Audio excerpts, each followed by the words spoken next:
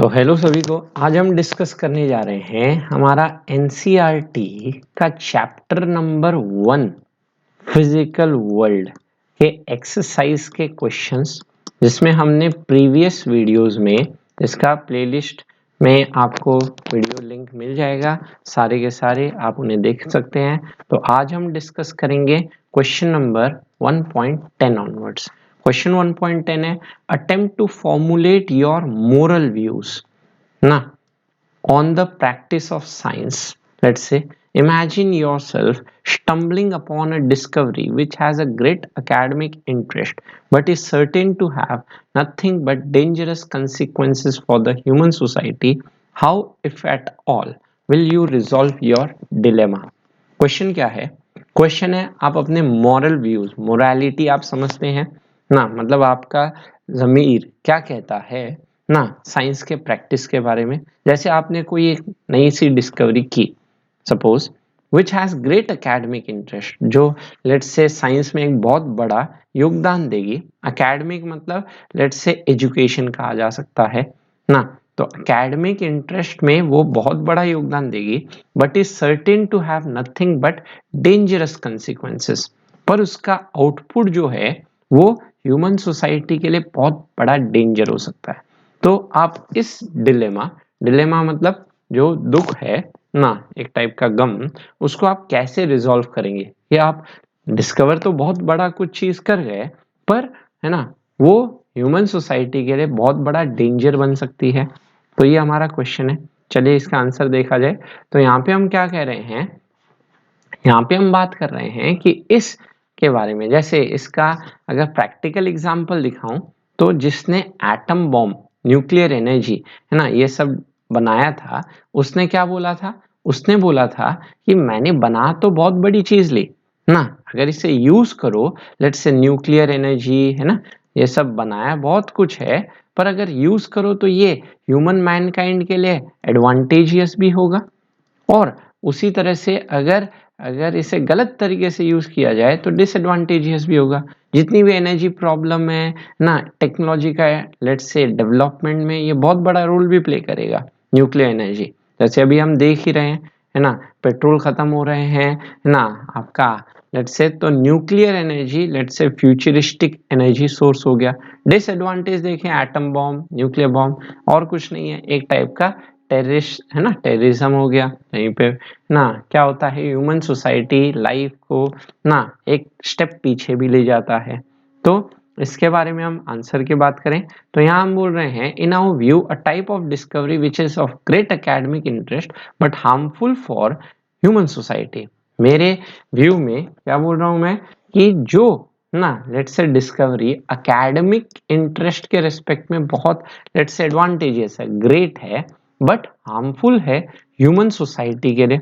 मतलब है ना, लेट्स से ह्यूमन मैनकाइंड के लिए अच्छी चीज नहीं है, हार्म करेगा। जैसे एटम बॉम्ब भी ले लो ना, वो अच्छा चीज नहीं है ना, बना तो लिया पर अब उसको वापस भी नहीं कर सकता था वो ना। अब मैन है ना लेट्स से आ गया था पब्लिक में, तो should not be made public, तो उसने पब्लिक कर दिया था, और जैसे ही पब्लिक कर दिया उसके बाद ना, तो सब लोगों ने उस पर बात करना शुरू कर दिया, तो वो पॉपुलराइज हो गया। अब उसके बारे में वो कुछ कर भी नहीं सकता है, because science is for the society ना। तो इसका हम रीजन क्या बोल रहे हैं कि जो साइंस है वो सोसाइटी के लिए, सोसाइटी साइंस के लिए नहीं है। अब वो सोसाइटी पे डिपेंड करता है उसको वो कैसे अप्लाई करे उस साइंस को।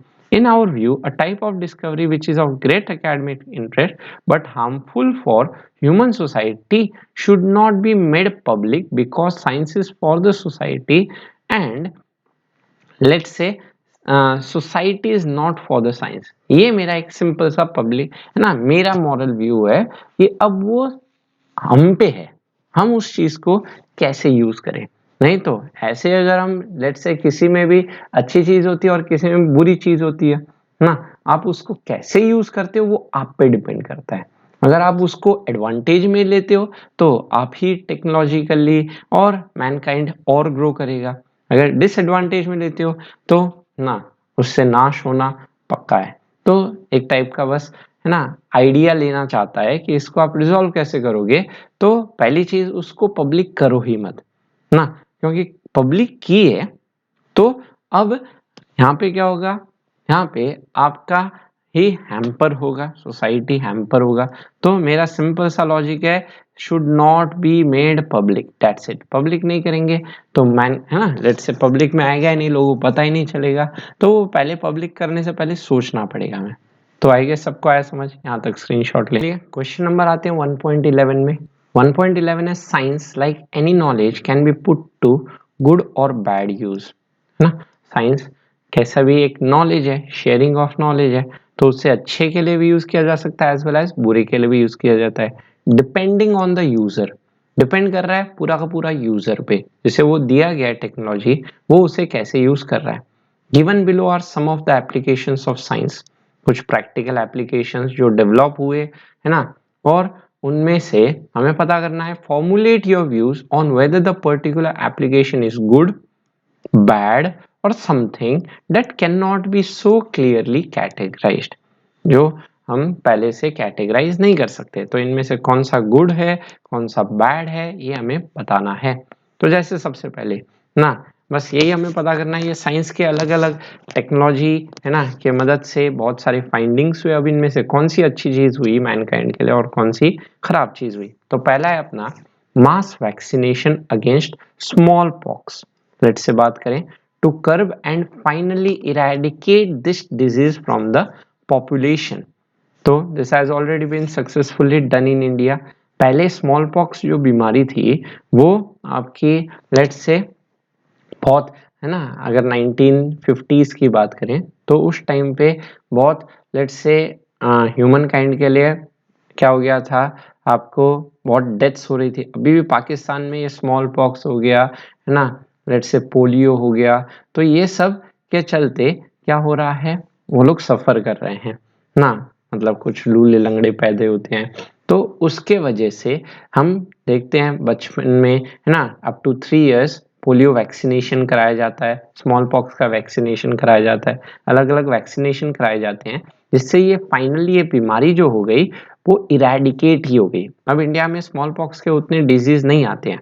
तो इसका जो हम बात करें कि इसका लेट्स से ये ह्यूमन काइंड के लिए अच्छा रहा या बुरा रहा, तो इसका हम बोल सकते हैं दिस इज अ गुड ना, इन्वेंशन में आ जाता है। हमें बस पता करना है गुड, बैड, और जैसे हम क्लियरली कैटेगराइज नहीं कर पाएंगे। उसी तरह से बात करें टेलीविजन, है ना, television for eradication of literacy and for mass communication of news and ideas. तो ये जो टीवी का ना लेट्स से आया, वो एक तो एक टाइप की इलिटरेसी को रिमूव कर गया। गांव तक में लोग इसकी मदद से अभी भी लेट्स से कुछ एजुकेशन ना, लॉकडाउन में आप देख रहे हैं ना, बहुतों ने टीवी की मदद से क्या किया, एजुकेशन गेन किया। कुछ चैनल्स पे आपका कुछ, है ना, एजुकेशनल कंटेंट भी आए, जिससे लोग उस दौरान भी लेट्स से लिटरेट होते रहे, और mass communication of news and ideas. तो ना लॉकडाउन के टाइम पे जो भी न्यूज थी वो हमें टीवी के थ्रू आ रही थी। अगर ये नहीं होता तो हम एक कट ऑफ हो जाते गवर्नमेंट से ना, क्या प्रोग्रेस हो रहा है इस लेट्स से कोरोना काल में, वो सब नहीं पता चलता। तो ये भी अपना कहा जा सकता है इज ए गुड इन्वेंशन। तो ये दोनों तो गुड इन्वेंशन में आ गए। उसी तरह से प्रीनेटल सेक्स डिटर्मिनेशन, मतलब पहले ही पता करना कि बॉय होगा या गर्ल होगा, और हरियाणा में लोग इसी वजह से सफर कर रहे हैं, वहां पे गर्ल होते ही उसे मार दिया जाता है जो भी ना। तो ये अच्छी चीज नहीं है ना। लेट्स से इन्वेंट तो हो चुका है, अब आ गया है मार्केट में, पब्लिक को पता है प्रीनेटल सेक्स डिटर्मिनेशन हो सकता है, पर उसके बैड इफेक्ट्स भी हो रहे हैं ना। तो इसीलिए ये मैनकाइंड के तौर पे अच्छा तौर पे इसे यूज नहीं किया जा रहा है, तो this is not a good invention. उसी तरह से computers for increase in work efficiency, ये तो भाई वेरी वेरी गुड है ना, सिंपल सी चीज है। जो हम काम लेट से लिख के कर सकते थे, अब कंप्यूटर की मदद से आप घर बैठे बैठे एजुकेशन गेन कर रहे हो और बहुत सारे, है ना, टास्क कर पा रहे हो। तो इसको हम मैनकाइंड के लिए, है ना, बहुत अच्छा इन्वेंशन कहेंगे। तो this is good. Putting artificial satellites into orbits around the earth. अब इमेजिन करो सभी अपनी आर्टिफिशियल सैटेलाइट रखने लग जाए अर्थ के अराउंड, तो वो अच्छा एक लेवल तक है ना, पर इतना अच्छा नहीं है कि सभी मैनकाइंड के लिए अच्छा हो जाए। तो इसे हम गुड में नहीं काउंट करेंगे, this is a bad let's say कहा जा सकता है। उसी तरह से डेवलपमेंट ऑफ न्यूक्लियर वेपन्स ना, जो भी एटम बॉम्ब है ना, ये सब ये तो एक टेररिज्म है भाई। ना, ये गुड में काउंट नहीं हो सकता, क्योंकि मैनकाइंड को पूरा हिला के रख दिया है ना। आए दिन आप देखते ही होंगे कितने टेरर अटैक्स होते हैं, तो सेफ फील नहीं होता है ना। तो ये आपका गुड में काउंट नहीं हो रहा है। Development of new and powerful techniques of chemical and biological warfare, तो एक कंट्री के रिस्पेक्ट में इसे काउंट किया जा सकता है गुड करके ना, क्योंकि अगर इंडिया के पास लेट्स से ये वॉरफेयर के केमिकल एंड बायोलॉजिकल ना वेपन्स अगर नहीं होंगे, तो दूसरे जो लेट्स से पाकिस्तान, चाइना, वो इसको क्या करेंगे, नीचा दिखाएंगे। तो कंट्री के रेस्पेक्ट में तो चाहिए ही हमें। तो न्यू एंड पावरफुल टेक्निक्स की बात हो रही है, वो वेपन्स डेवलपमेंट के हिसाब से नहीं, टेक्निक हमने बना रखा है ना। अगर चाहिएगा वॉरफेयर के टाइम पे, वॉरफेयर इज इन है ना कंट्री टू कंट्री, तो उसके रेस्पेक्ट में गुड कहा जा सकता है, मैन के रेस्पेक्ट में नहीं। नेक्स्ट है purification of water for drinking, RO है ना, ये सब आप जो भी पानी पीते हो वो तो अच्छा में काउंट होगा ना, नहीं तो उससे बीमारी हो सकती है। तो ये ना वाटर प्यूरिफिकेशन ड्रिंकिंग पर्पस के लिए बहुत अच्छा काउंट हो रहा है। प्लास्टिक सर्जरी, प्लास्टिक सर्जरी को हम कह सकते हैं जो लेट से जिसका ना आग से जल जाए चेहरा, तो उसको है ना प्लास्टिक सर्जरी से सही किया जा सकता है, तो ये गुड में काउंट हो सकता है लेट से ना, कि आगे जाके इसको ना अगर कोई भी लेट से अगर डिफेक्ट्स आ जाएं तो उनको ट्रीट किया जा सकता है, तो this is a good invention. उसी तरह से क्लोनिंग की बात की जाए, तो क्लोनिंग के बारे में हम क्या कह सकते हैं, तो cloning is also let's say a good invention up to a level ना, लेट्स से जब तक उसे मिसट्रीट ना किया जाए। जैसे आपने अपना क्लोन बनाया और वो क्लोन मार्केट में अपना ना कोई और काम कर रहा है, आप कुछ और काम कर रहे हो, तो उस लेवल पे गुड इन्वेंशन है ना। तो ये हमारे गुड और बैड में हमने इस तरह से इसे कैटेगराइज किया। तो आई गेस समझ आ रहा है। चलिए यहाँ तक सब लोग स्क्रीनशॉट लो, नेक्स्ट क्वेश्चन पे बढ़ते हैं। चलिए नेक्स्ट क्वेश्चन आते हैं 1.12, लिखा है India has had a long and unbroken tradition of great scholarship ना, मतलब इंडिया में है ना बहुत बड़ा पुराना ट्रेडिशन है कि बहुत बड़े स्कॉलर्स प्रोड्यूस हुए, आर्यभट्ट से ले लो है ना, बहुत बड़े बड़े मैथमेटिशियंस प्रोड्यूस हुए in mathematics, astronomy, linguistics, logic and ethics ना। आप है ना चाणक्य ले सकते हो लॉजिक में, है ना एस्ट्रोनॉमी में बहुत है ना विद्वान पैदा हुए, वेद्स है ना ऋग्वेद, ये सब है ना बहुत सारे एस्ट्रोनॉमी पे बेस्ड है। लिंग्विस्टिक्स ना ट्रांसलेटर्स प्रोड्यूस पैदा हुए, एथिक्स है ना मोरालिटी को डिफाइन करते हुए बहुत सारे है ना। इंडिया एक है ना बहुत बड़ा कल्चर हो गया जहाँ पे बहुत बड़े बड़े ना लेट्स से आर्टिस्ट्री के हिसाब से देख लो ना, बहुत बड़े बड़े पॉइट्स हो गए है ना, बहुत सारे लोग यहाँ पे बड़ा योगदान दे गए। Yet in parallel with this several superstitious ना, पर बहुत अंधविश्वास भी पैदा हो रहा है एंड ऑब्सकर एंड स्टिक ना। ऑब्सकर का मतलब क्या होता है, एरर ना, गलती ना, एक टाइप का आप बोल सकते हो। एटीट्यूड्स एंड प्रैक्टिसेस ना, बहुत सारे गलत आइडियाज और प्रैक्टिस फ्लोरिश हो रहे हैं इन आवर सोसाइटी ना। फ्लोरिश मतलब ग्रो हो रहे हैं ना अंधविश्वास के चलते, and unfortunately continue even today. और ये अभी भी है ना प्रैक्टिसेस आप देख सकते हो, बहुत सारी गलत प्रैक्टिसेस जो इवन प्रैक्टिस होती है टुडे ना। जैसे अगर मैं बात करूं प्रैक्टिकली, जैसे साउथ में अगर आप देखोगे तो वहां पे बुल फाइटिंग होती है, तो वो एक टाइप का सुपरस्टिशियस हो गया है ना। वो लोग मानते हैं कि है ना भगवान को प्रसन्न करने के लिए, पर उसका ड्रॉबैक क्या है, हजारों लोग उस बुल फाइटिंग के टाइम पे मरते भी हैं। अभी न्यूज में आया भी था कुछ टाइम पहले। Among many educated people too ना, तो साउथ में ऐसा नहीं कि एजुकेशन नहीं है ना, मैक्सिमम एजुकेशन साउथ में है, उसके बावजूद ना वहाँ के लोग इस पे विश्वास करते हैं। How will you use your knowledge of science to develop strategies to counter these attitudes, तो आप क्या लेट्स से साइंस की नॉलेज यूज करेंगे ताकि इस एटीट्यूड को ना ओवर पावर कर पाए, लोगों से ये भ्रम हटा पाए कि ये अच्छी चीज नहीं है।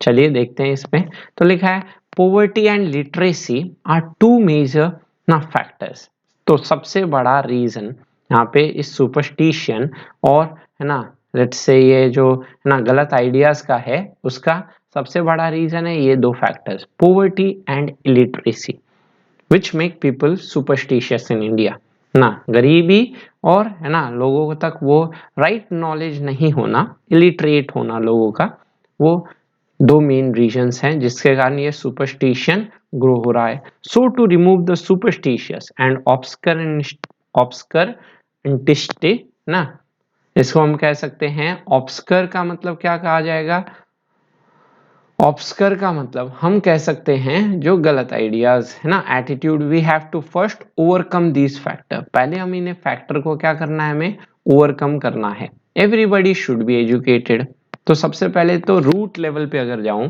तो एजुकेशन आपको प्रोवाइड करना पड़ेगा, ये सरकार की जिम्मेदारी है, लोगों की जिम्मेदारी है कि एजुकेशन ना अवेल करें.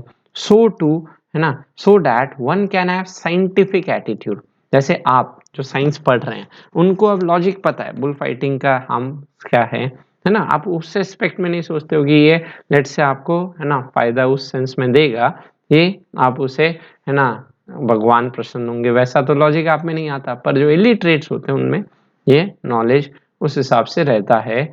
Knowledge of science can be put to use to prove people's superstition wrong. तो ये जो साइंस है, ये साइंस से हम वो जो सुपरस्टिशन प्रोड्यूस हो रहा है लोगों में उसे हम गलत साबित कर सकते हैं by showing them the scientific logic. उन्हें हम किसी भी है ना सुपरस्टिशन के पीछे का साइंटिफिक लॉजिक दिखा सकते हैं. जैसे आप है ना देखते हो भूत आया तो वो ब्लैक कलर का पाउडर लाल कलर में हो जाना, तो उसमें और कुछ नहीं, जो साइनाइड है वो रिएक्शंस कर जाते हैं लेमन के साथ ऐड करने पे, तो वो सब है ना बहुत सारी आपने मूवीज में देखा होगा मैजिक ट्रिक्स. तो ऐसा कोई होता नहीं है, वो बस वो लोग जो होते हैं बाबा वो ये साइंस का थोड़ा यूज करते हैं ना, वो सबसे बड़े प्रैक्टिकल साइंटिस्ट कहे जा सकते हैं. Behind everything happening in our world, कुछ भी आप देख लो है ना, जैसे बारिश होना है ना, ऐसा नहीं है कि भगवान खुश हो गए या भगवान नाराज है तो बारिश हो रहा है नहीं हो रहा है ना, वो बस एक वाटर साइकिल बना हुआ है, इवेपोरेशन होता है, कंडेंसेशन होता है, तो सबके पीछे एक साइंटिफिक नॉलेज है. तो मेरा सिंपल सा रीजन है कि इसको ओवरकम कैसे किया जाता है, बाय प्रोवाइडिंग देम लिटरेसी ना एजुकेशन, सो दैट कोई भी सुपरस्टिशन को ओवरकम किया जा सकता है by providing scientific knowledge to that.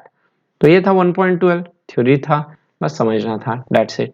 तो आई गेस समझ आ गया, यहाँ तक स्क्रीनशॉट ले लें. नेक्स्ट क्वेश्चन आते हैं 1.13, लिखा है दो the law gives woman equal status in India. जितने भी है ना लेट्स से ऐसा नहीं है कि मैन और वुमन अलग है ना, दोनों को बराबर स्टेटस मिला है ना लॉ के द्वारा. Many people hold unscientific views ना on a woman's innate nature, capacity and intelligence. Innate मतलब लॉजिकल थिंकिंग, कैपेसिटी का मतलब है ना जो वो लेट्स से ना क्या कहा जाए कि वो काम करने की कैपेसिटी, एंड इंटेलिजेंस हम बात करें इनेट मतलब inborn nature, and in practice give them a secondary status and rule, और उन्हें सेकेंडरी स्टेटस और रूल मिलता है. Demolish this view using scientific arguments, तो इस व्यू को आप गलत साबित कीजिए साइंटिफिक लॉजिक से, and by quoting examples of great women in science and other spheres, और इसको प्रैक्टिकली दिखाइए कि ऐसा गलत है ना. प्रैक्टिकली आपके बहुत बड़े बड़े ना वुमेन लोग भी ना साइंस के, लेट्स से मैडम क्यूरी ले लो, नाइटिंगेल ले लो, मदर टेरेसा ले लो, ऐसे बहुत सारे एग्जांपल्स हैं है ना, इंदिरा गांधी ले लो. तो and persuade yourself and others that given equal opportunity women are on par with men ना, और अगर बराबर अपॉर्चुनिटी मिले तो वुमन मेन के ऊपर ना लेट्स से लेवल पे तो आ ही सकती है, उससे ज्यादा भी जा सकती है ना. अभी भी आप है ना देखोगे ना अमेरिका में ना जो हैरी है ना हैरिस करके है ना, जो इंडिया की तेलुगु साइड की है, वो अब वहाँ पे पार्लियामेंट में एक मेंबर बनी हुई है. तो ऐसा नहीं है ना कि नहीं कर सकते, वो लोगों को अगर अपॉर्चुनिटी दी जाए तो वो वुमन भी मेन से बहुत ज्यादा कैपेसिटी रखती है, हार्ड वर्किंग होती है, बहुत सारा है, उनका भी लॉजिक होता है, तो है ना मेन से भी ज्यादा कैपेसिटी रखती है काम करने की है ना. तो यहाँ पे हम बात कर रहे हैं some people in our society have the view that women do not have the innate nature, inborn nature, capacity and intelligence. कुछ ऐसे लोग हैं अभी भी ना जो ये सोचते हैं नहीं ना मेन सुपीरियर होते हैं, वुमेन इंफीरियर होती है ना, ऐसा नहीं है, है ना। डिपेंड करता है, लेट्स से आप अगर है ना एक्सरसाइज ये सब की बात करो ना, तो मतलब 10 केजी का वेट उठाना वो बात नहीं हो रही है ना। फिजिकल स्ट्रेंथ के सिवा ना मेंटल स्ट्रेंथ भी होता है, वो मैन से ज्यादा होता है, पेशेंस होता है, तो उस लेवल पे भी वो ज्यादा कैपेसिटी होल्ड करती है। टू डिमोलिश दिस व्यू, इस व्यू को गलत साबित करने के लिए, there are many examples of women who have proven their abilities in science and other fields. तो ऐसे बहुत सारे एग्जाम्पल है, मैंने तो कुछ एग्जाम्पल दिखाए अभी भी ना लाइव ना। सुषमा स्वराज जो अभी पास आउट हुई थी ना, अपनी लेट्स से फॉरेन मिनिस्टर थी, तो वो सारे बहुत सारे एग्जाम्पल्स हैं ना जो ये प्रूव करते हैं कि भाई ना वुमेन मेन से भी ऊपर हो सकती हैं। जैसे example madam Curie, Mother Teresa, Indira Gandhi, Margaret Thatcher, Rani Lakshmibai, है ना, झांसी की रानी सुना होगा, फ्लोरेंस नाइटिंगेल, ये कुछ है ना एग्जाम्पल्स हैं वुमेन के जिन्होंने ना बहुत बड़ा योगदान दिया है ना, सभी फील्ड्स में कहा जाए ना। वॉरफेयर में ही ले लो ना, रानी लक्ष्मीबाई ना बहुत बड़ी, लेट्स से उसने ना बहुत बड़े युद्ध लड़े ना अकबर के साथ, बाकी आप है ना देख ही सकते हो। So in this era women are definitely not behind men in any field, ऐसा कोई फील्ड नहीं है ना। मैडम क्यूरी ने है ना, मैडम क्यूरी ने नोबेल प्राइज जीता था रेडियो एक्टिविटी के लिए, तो साइंस में बहुत बड़ा योगदान है और हम देखते जाएंगे धीरे धीरे। तो ये कुछ एग्जाम्पल्स हैं इन आवर डेली लाइफ जो ये प्रूव करते हैं कि भाई ना वुमन मैन के ऊपर है। तो ये कुछ साइंटिफिक लॉजिक इसके पीछे, सिंपल सा चीज है, दोनों भगवान ने बनाए इक्वल कैपेसिटी में, अगर उसने कोई भेदभाव नहीं किया है तो आप कैसे कर सकते हो ना। तो ये साइंटिफिक आर्ग्यूमेंट्स हम बस यही दे रहे हैं कि यहाँ पे उन्होंने बहुत बड़ा है ना, लेट्स से आपका एग्जाम्पल भी अपने को दिख रहा है। तो डेट्स इट, थ्योरी क्वेश्चन है, इतना ही आप लिख दो, डेट्स इट। चलिए नेक्स्ट क्वेश्चन पे आते हैं। तो चलिए आते हैं क्वेश्चन नंबर 1.14। लिखा है, it is more important to have beauty in the equations of physics than to have them agree with experiments. मतलब यहाँ पे फिजिक्स सिंपल सी क्या है, इक्वेशंस है ना। आप देखते हो कितनी अच्छी अच्छी इक्वेशन दिखती है ना। हम वो सभी चीजें फिजिक्स में दिखाने की कोशिश करते हैं with the help of equations. Experiment कम दिखाए जाते हैं, तो ये बहुत इंपॉर्टेंट है कि वो इक्वेशन जो होनी चाहिए वो बहुत ना लेट्स से अट्रैक्टिव होनी चाहिए ना। प्रैक्टिकली दिखाने सब कुछ जरूरी नहीं है। द ग्रेट फिजिसिस्ट है ना डायरैक हेल्ड दिस व्यू ना, क्रिटिसाइज दिस स्टेटमेंट, इसे लेट्स से ना एंटी बताओ कि इसके अगेंस्ट बात करें। Look out for some equations and results in this book which strike you as beautiful ना। तो आपने फिजिक्स में बहुत सारी इक्वेशंस पढ़ी होगी, उनमें से कुछ इक्वेशन देखते हुए बात कीजिए कि इसके अगेंस्ट क्या है। An equation which agrees with experiment must also be simple and hence beautiful. तो जो इक्वेशन लेट्स से किसी एक्सपेरिमेंट से अग्री करे तो उस इक्वेशन एक सिंपल सा इक्वेशन होना चाहिए और अट्रैक्टिव होना चाहिए। यहाँ पे ये नहीं कि कॉम्प्लेक्स हो ना। We have some simple and beautiful equations in physics such as E equal to mc square, Einstein's mass energy relation जो एनर्जी ऑफ लाइट की बात करता है। E equal to h nu, आगे बढ़ेंगे, एनर्जी ऑफ फोटोन होता है। Kinetic energy of particle half mv square, kinetic energy of moving particle. फिर पोटेंशियल एनर्जी होता है mgh, potential energy of a body at rest. Work done होता है force into displacement. तो ये कुछ इक्वेशंस हैं जो आप पढ़ेंगे ना, तो ये कुछ आप डेली लाइफ में देख रहे हो। All have the same dimensions, सभी एनर्जी हैं, सभी का सेम डायमेंशंस हैं। One experiment shows dependency of energy on speed. पहला इक्वेशन हमारा एनर्जी स्पीड पे डिपेंड करते हुए दिखाया गया है। The other shows dependency on frequency, दूसरा वाला फ्रीक्वेंसी पे डिपेंड करता हुआ दिखाया गया है। एंड डिस्प्लेसमेंट ना, ये mgh वाला डिस्प्लेसमेंट पे करता हुआ दिखाया गया। That's the beauty of equations in physics coming from different experiments. तो ये सभी अलग अलग एक्सपेरिमेंट पे है, आपने क्या चीज है ना लेट्स से देखना है, फ्रीक्वेंसी का वेरिएशन देखना है, एनर्जी पे डिस्प्लेसमेंट का देखना है, या फिर स्पीड का देखना है ना। तो यहाँ पे बात हो रही है कि कुछ स्पीड पे रिलेट करा रही है उसी एनर्जी को, कुछ फ्रीक्वेंसी को रिलेट करा रही है, कुछ डिस्प्लेसमेंट को रिलेट करा रही है। तो ये ना हम कह सकते हैं ये है इक्वेशंस का कमाल, एक ही एनर्जी को अलग अलग ना फैक्टर से रिलेट कराया जा सकता है। तो ये था इक्वेशंस के फायदे ना। This is how beautiful the physics is. वो एनर्जी को बस ये नहीं कि बस स्पीड से रिलेट करा सकता है, वो फ्रीक्वेंसी पे से भी रिलेट करा सकता है जो एक्सपेरिमेंटली भी वैलिडेट होती है। तो दैट्स इट। तो ये था 1.14, यहाँ तक स्क्रीनशॉट ले लें। नेक्स्ट क्वेश्चन आते हैं 1.15 पे। दो the statement coated above may be disputed. मतलब ऊपर जो हमने क्वेश्चन नंबर 1.14 में देखा ना कि फिजिक्स जो है इक्वेशन का है ना कमाल है ना, ब्यूटीफुल इक्वेशंस का। Most physicist do have a feeling that great laws of physics are at once simple and beautiful ना। और कुछ साइंटिस्ट हैं जो बताते हैं कि एक्सपेरिमेंट ऐसा नहीं है कुछ बड़ा चीज है ना, वो भी सिंपल और ब्यूटीफुल है। Some of the notable physicist besides Dirac who have articulated this feeling, जो इस फीलिंग को बता रहे हैं समझा रहे हैं ना, ये जैसे आइंस्टाइन हो गए, बोर हो गए, हाइजेनबर्ग हो गए, चंद्रशेखर हो गए, फेनमैन हो गए, या urge to make special efforts to get access to the general books, इनकी बुक्स आप लें, and writings by these and other great masters of physics, see the bibliography at the end of the book. Bibliography मतलब book की कुछ list है जो आप जरूर इनके बारे में पढ़े। Their writings are truly inspiring. जब आप उनको पढ़ोगे तो आपको बहुत अट्रैक्टिव लगेगा। आइंस्टाइन की एनर्जी मास इक्वेशन पे बेस्ड बुक है, हाइजेनबर्ग, चंद्रशेखर, फेनमैन, ये बहुत बड़े बड़े साइंटिस्ट हैं जिन्होंने ये फीलिंग बताई कि एक्सपेरिमेंट्स, फिजिक्स के लॉज बहुत सिंपल और ब्यूटीफुल होते हैं। तो चलिए देखते हैं यहाँ पे। तो यहाँ बोल रहे हैं it is absolutely true that great laws of physics are simple and beautiful. हम देखते भी हैं।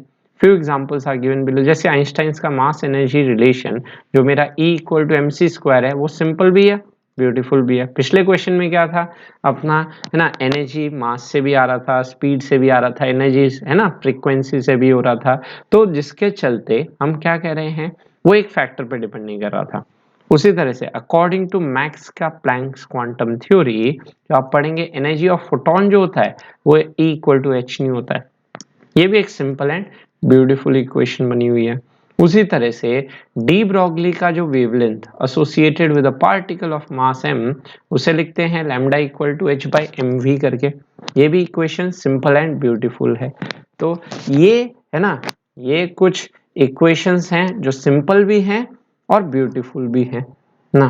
तो बस हमें ये बताना था, लेट्स से फिजिक्स में ऐसी कौन सी सिंपल और ब्यूटीफुल इक्वेशंस है जो आप यूज कर रहे हो। तो दैट्स इट। ये 1.15 यहाँ तक स्क्रीनशॉट लें। तो लास्ट क्वेश्चन पे आते हैं 1.16। 1.16 है मेरा। Let's say text books on science में give you a wrong impression that studying science is dry ना। जब आप टेक्स्ट बुक्स पढ़ते हो तो आपको वो फील नहीं आता है कि लोग लिख तो दिए, पर आप कब तक मानोगे जब तक आप देखोगे नहीं ना। तो आप सोचते हो चलो है ना, कह दिया सो कह दिया, ड्राई है एंड ऑल टू सीरियस है ना, और बहुत सीरियस है। पर scientist are absent minded introverts. Scientist जो होते हैं वो भूल जाते हैं उन्होंने क्या काम किया ना, और इंट्रोवर्ट्स है मतलब इतना बोलते नहीं है, लोगों को है ना इंटरेक्ट उतना नहीं कर पाते हैं। वो नेवर लाफ और ग्रीन ना, और यहाँ पे जो कभी हंसते नहीं है ना, ये हम सोचते हैं ना कि ये गलत है कि साइंटिस्ट लोग एकदम सीरियस होते हैं है ना, मतलब भूल जाते होंगे, पागल होते होंगे ना। और एब्सेंट माइंडेड मतलब वही पागल कहना ना। इंट्रोवर्ट्स मतलब लेट्स से एक दूसरे से बातचीत नहीं करते होंगे, चुपचाप अपने में बैठे होते होंगे, सोचते होंगे क्या हो रहा है क्या नहीं हो रहा है। वो नेवर लाफ और ग्रीन, कभी हंसते नहीं है ना, या दुख उन्हें नहीं होता है, कि हम लोग सोचते होंगे बहुत एकदम सीरियस आदमी होते होंगे। This image of science and scientist is patently false. तो वो अपने जैसे नॉर्मल लाइफ जीते हैं, वही हंसी मजाक वही सब होता है। Scientist like any other group of humans have their share of humorists. तो साइंटिस्ट में भी है ना, उनके ग्रुप में भी ऐसे है ना होते होंगे जो जोक क्रैक करते होंगे, लोग हंसते होंगे उन्हीं जोक्स पे, उन्हीं के ग्रुप में, जैसे आपके फ्रेंड सर्कल में होता है। And many have led their lives with a great sense of fun and adventure. और बहुत साइंटिस्टों ने ना अपनी जिंदगी हंसते खेलते बिताई है, even as they seriously pursued their scientific work. भले ही उन्होंने अपना साइंटिफिक वर्क बहुत है ना परस्यू भी किया। जैसे अभी ले लो इलॉन मस्क, है ना, आप ये सोचते होगे कि नहीं वो एकदम सीरियस है ना, हमेशा स्पेस लाइट सैटेलाइट करता होगा, पर आप उसे है ना इंस्टाग्राम पे भी है ना ट्विटर पे भी जोक क्रैक करते हुए सुनते होंगे ना। तो उनका एक एक जोक है ना, वो लोग कुछ ऐसा क्रैक कर जाते हैं जो वायरल हो जाते हैं। Two great physicists of this genre are ना this genre are Gamow and Feynman. You will enjoy reading their books listed in their bibliography. इस बुक के एनसीईआरटी बुक के एकदम लास्ट में एक बिब्लियोग्राफी करके होगा, उनमें कुछ बुक्स के नेम है ना, रेफरेंस बुक एज इन, तो उन बुक्स में आप इस गमाओ और फेनमैन की बुक को भी पढ़ सकते हो और आप देख सकते हो कि वो ना लेट्स से अपने लाइफ में इतने ऐसे नहीं कि एकदम ही सीरियस होते थे ना। तो लिखा है, it is true that scientist like any other group of humans have their share of humorists. तो उनमें भी कुछ है ह्यूमरिस्ट, मतलब है ना जो जोक क्रैक करने वाले दोस्त होते होंगे। Two great physicist of this genre are Gamow and Feynman. ये दो साइंटिस्ट थे, आपस में फ्रेंड्स थे और है ना आपस में जोक क्रैक करते थे। Few other scientist whose name can be added in the list are C V Raman हो गया, आइंस्टाइन हो गया। आइंस्टाइन तो बहुत है ना, आप उसके बुक्स पढ़ोगे तो आपको लगेगा कि भाई ये ना सीरियसली बातें बोल रहा है या जोक जोक में बोल गया बहुत कुछ, तो वैसा था है ना। उसके बाद बोर हो गया, former Indian president APJ Abdul Kalam ना, ये भी एक साइंटिस्ट ही थे ना जिन्होंने आपने फिल्में देखी होगी, उसमें दिखाया गया होगा कैसे न्यूक्लियर ना जो पहला टेस्ट हुआ था वो एपीजे अब्दुल कलाम के प्रेजेंस में ही हुआ था, उन्होंने योगदान दिया था। ठीक है, तो उनका एक बहुत बड़ा स्टेटमेंट है ना, जो आप लोग है ना इवन हंसी मजाक में बोल देते होगे कि लेट्स से हम क्या कह सकते हैं कि even great scientists are born at the back bench of a class. Back benchers है ना आर आल्सो ग्रेट साइंटिस्ट, क्योंकि अब्दुल कलाम खुद अपने टाइम पे बैक बेंचर थे ना, और कहते थे कि है ना वो जो लेट्स से एकदम है ना फेमस हो गए, तो वो ये स्टेटमेंट बहुत देते थे कि बैक बेंचर्स कैन इवन ना लेट्स से प्रोड्यूस ग्रेट साइंटिस्ट करके। तो ऐसे बहुत सारे साइंटिस्ट हैं जो है ना, अब्दुल कलाम है ना ऐसा कोई सीरियस नहीं होते थे, वो जब भी पब्लिक में आते थे बात करते थे तो वो जोक जोक में बात करते थे। तो ये कुछ साइंटिस्ट हैं जो आप डेली लाइफ में देखोगे जिन्होंने बहुत बड़ा योगदान भी दिया है और ये अपने जैसे नॉर्मल लाइफ जीते हैं। तो ये था 1.16 और ये अपना चैप्टर 1 समाप्त होते हुए नेक्स्ट में मिलते हैं नेक्स्ट वीडियो के साथ। थैंक यू, आज के लिए इतना ही, बाय सभी।